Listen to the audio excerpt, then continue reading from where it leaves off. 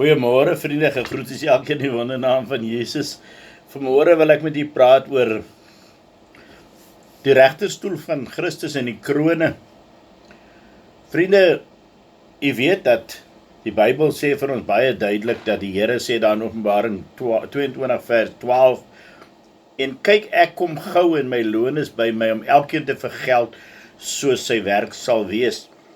Paulus het ons ook gewaarsku in 2 Korintiërs 5 vers 10, dat ons moet te gerus wees, ons wat kinders van God is, dat ons kan lewe soos ons wil, want hy sê, want ons moet almal voor die regterstoel van Christus verskyn, sodat elkeen kan ontvang wat hy deur die liggaam verrig het, volgens wat hy gedoen het, of dit goed is of kwaad. Net daai woorde wat sê vir my sê, dat ons gaan voor die regterstoel van Christus verskyn, waar gaan ons wees? Ons gaan reeds weggeraap wees, ons gaan by die Here wees, daarbo. So, as hy sê, ons gaan daar verskyn vir die dinge wat ons gedoen het, of dit goed is of sleg, dan sê dit vir my, as ek gered is, al het ek ook weer sonde in my lewe toegelaat, gaan dit nie maak dat ek agterbly nie. Want anders sou hy nie gesê of dit goed of sleg is nie. Want ons val in ons heiligmaking, ons val nie in ons redding nie. Dit wat Christus gedoen het, kan niemand van ons af wegneem nie, want niks kan ons skei van die liefde van Christus nie. Dit is wat Romeine 8 vir ons sê. Maar ons moet weet, vriende, dat elke wedergebore kind van God moet heiligmaking nastrewe, want God sê vir ons in 1 Petrus 1, hy sê, wees heilig, want ek is heilig. En as ons nou sou terugval en nie op die merk bly nie, gaan ons eendag verantwoording doen daar, maar ons sal wel met die Here saamgaan. So elke wedergebore kind van God, ons sien uit na die wegraping, maar in lig van die bostaande verse, moet ons baie versigtig en opreg en heilig lewe, want ons gaan verantwoording doen voor die regterstoel van Christus. Let op die woorde, ek wil dit weer vir julle lees, om elkeen te vergeld soos sy werk sal wees, en weer, sodat elkeen kan ontvang wat hy deur die liggaam verrig het, volgens wat hy gedoen het, of dit goed of sleg is. Weer dan sien ons in Romeine 14 vers 10, maar jy, hoor wat sê die woord, maar jy, waarom oordeel jy jou broeder? Of jy ook, waarom verag jy jou broeder? Want ons sal almal voor die regterstoel van Christus gestel word, want daar is geskrywe, so waaragtig as ek leef, sê die Here, voor my sal elke knie buig, elke tong sal God bely. So vriende, wat ons hieruit sien, sal ons daar voor die bema, daar voor die regterstoel beoordeel word. Nie veroordeel nie, maar beoordeel word. Dis hier waar die eerste beoordeling begin. Want nie alle kinders van God gaan krone ontvang nie, maar hulle wie se werke die loon werd is. 1 Korintiërs 13 sê elkeen se werk sal aan die lig kom, want die dag sal dit aanwys, omdat dit deur die vuur openbaar gemaak word, en die vuur sal elkeen se werk op die proef stel, hoedanig dit is. En as iemand se werk bly staan, wat hy daarop gebou het, sal hy loon ontvang. As iemand se werk verbrand word, sal hy skade ly, alhoewel hy self gered sal word, maar soos deur vuur heen. Baie duidelik, jy gaan steeds gered word voor die Here, maar jou werke gaan getoets word. Ekskuus. So vriende, ons sien die oordeel begin in die kerk. 1 Petrus 4:17 sê, want die tyd is daar, dat die oordeel moet begin by die huis van die Here. En as dit eers by ons begin, wat sal die einde wees van die wat aan die evangelie van God ongehoorsaam is? Dit meen hulle wat? Nie die Here Jesus aangeneem het nie. Soos jy sien, is die kerk se beoordeling wil ek sê, voor die regterstoel na die wegraping. Terwyl die wat die evangelie ongehoorsaam is, ongered bly, eendag voor die wit troon sal verskyn, en daar nie beoordeel sal word nie, maar veroordeel sal word. Dit is na die 1000 jaar van vrede. Nou die kinders van God word wel gered, maar ons werke gaan getoets word. So die doel van die regterstoel is om 'n beloningsplegtigheid, die bema is 'n beloningsplegtigheid te hê. Nie om te bepaal of iemand hemel toe gaan of nie. Die saak word bepaal op aarde, as die sondaar Jesus as verlosser aanneem of verwerp. Hebreërs 9:27 sê, dit is bestem vir die mens om eenmaal te sterwe en daarna die oordeel. Maar daarom moet ons in hierdie kant van die lewe, voordat ons sterwe, moet ons gered word. Maar die regterstoel se doel is ook nie om straf uit te deel aan Gods kinders nie. Jesus het reeds al straf op hom geneem. As Gods kinders wel op aarde sondig, kom hulle wandel op hul hoof neer. Hulle dra dus kan die graf reeds die straf.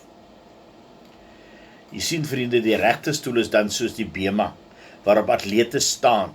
Daar is 'n eerste plek, 'n tweede plek en 'n derde plek. Dit is nie 'n hofgeding nie. Let wel, dit is nie 'n hofgeding nie.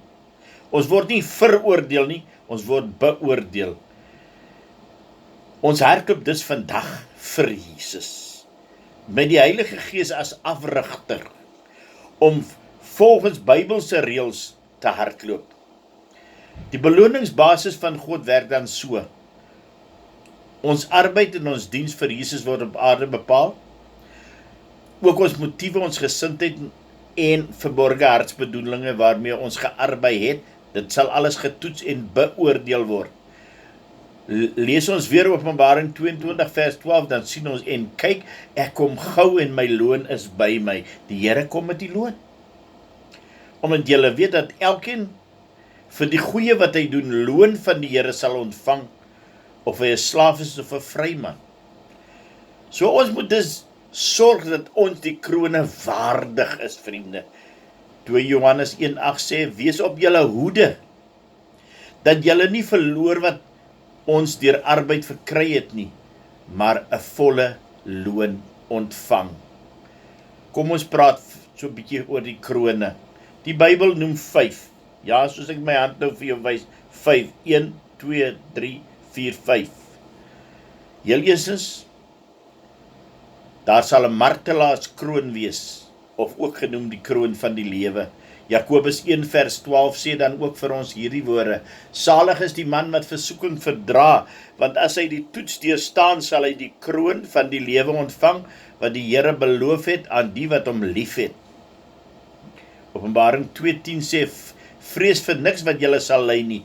Kyk, die duiwel gaan sommige van julle in die gevangenis werp, sodat julle op die proef gestel kan word, en julle sal 10 dae lang verdrukking hê, en wees getrou tot die dood toe, en ek sal julle die kroon van die lewe gee. Dis die kroon aan almal wat te midde van verdrukking, terwyl hulle op aarde leef, lyding en sware beproewing, steeds getrou bly aan Jesus en steeds vrugbaar gearbei het. So Stefanus van Oud, waarvan ons lees in Handelinge 8, wat gekruisig is, en toe hy nie gekruisig is, gestenig is. Die kroon sal ook gegee word aan ander kinders van God, wat op ander maniere gelei het. Jesus sê in Matteus 5 vers 11, salig is die wat julle, wanneer die mense julle beledig, vervolg en valslik allerlei kwaad teen julle spreek om my ontwil. So verbly julle en verheug julle, omdat julle loon groot is in die hemele, want so het hulle die profete vervolg wat voor julle gewees het. Openbaring 12:11 lees ek vir julle, en hulle het hom oorwin, dis natuurlik die wedergebore kinders van God, het Satan oorwin, deur die bloed van die lam en deur die woord van hulle getuienis, en hulle tot die dood toe hulle lewe nie lief gehad het. Dis wat ons moet doen. Ons moet niks vrees nie, maar vrees liewer vir God, wat ook, as jy nie tot bekering kom nie, jou liggaam in die hel kan werp.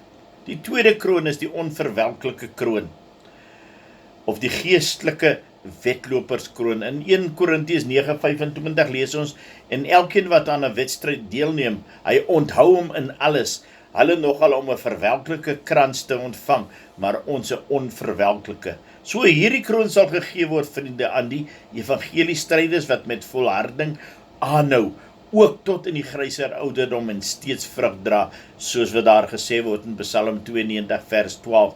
Om ons tyd te bou, gaan ons nou nie lees nie. So kinders van God loop nie met 'n bedankingsbrief in hulle sakke nie, vriende. Daarom moet ons end uit tot die Here kom, of tot die Here ons self stop, moet ons aanhou om vir die Here te werk. Soos daai 84-jarige tannie Anna van die Bybel waarvan ons lees in Lukas 2:36. Die derde kroon waarvan ons praat hierso is die kroon van heerlikheid of die herderskroon.